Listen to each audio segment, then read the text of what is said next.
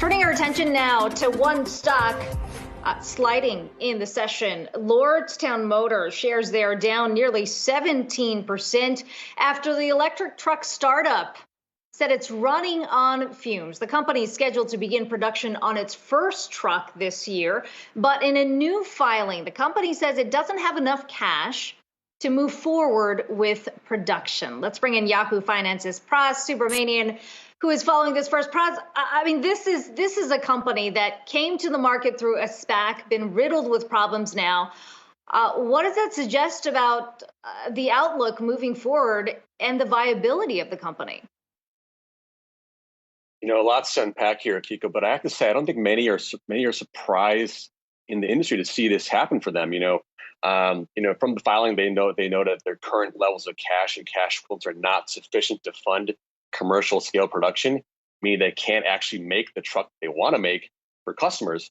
They only had about $260 million on hand on March 31st. They posted a net loss of $125 million. So that's not that great for them.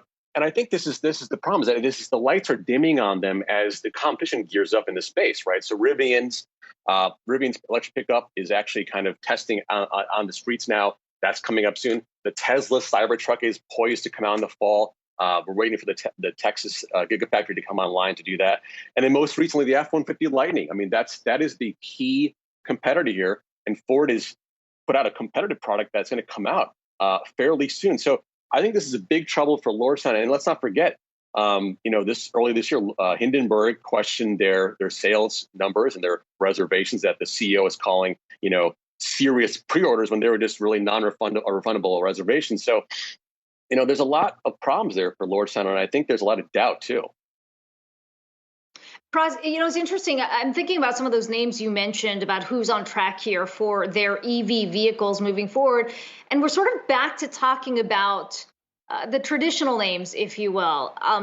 So many EV makers coming to market through a SPAC, a lot of them now under investigation from the SEC because of their scrutiny on SPACs. I mean, what does that suggest about a lot of these startups like a Lordstown, their ability to survive? We're talking about one company today, but what about some of the others that have come to market more recently to compete with big names like a Ford or a Tesla?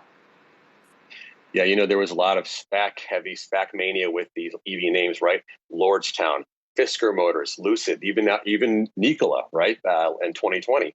But I have to say the difference is that with Fisker, at least they have a big partner in Magma to build their EV cars, and Lucid is ramping up their facility in Arizona to build their first Air production vehicles. So there's a little bit of difference there. Lordstown, they have a unique chassis here with in-hub motors, which is very different than how traditional EV cars are made. So they've kind of pushed the envelope here with their design, and it seems like they're having problems getting that truck online and be viable for commercial production. And as an investor or a buyer, do they want to put new money to work in a company that may not survive? I don't think people want to be a part of that. And I think that's why we saw those comments about a month ago with Lordstown seeking new investment and seeking a partner to build those endurance EV trucks.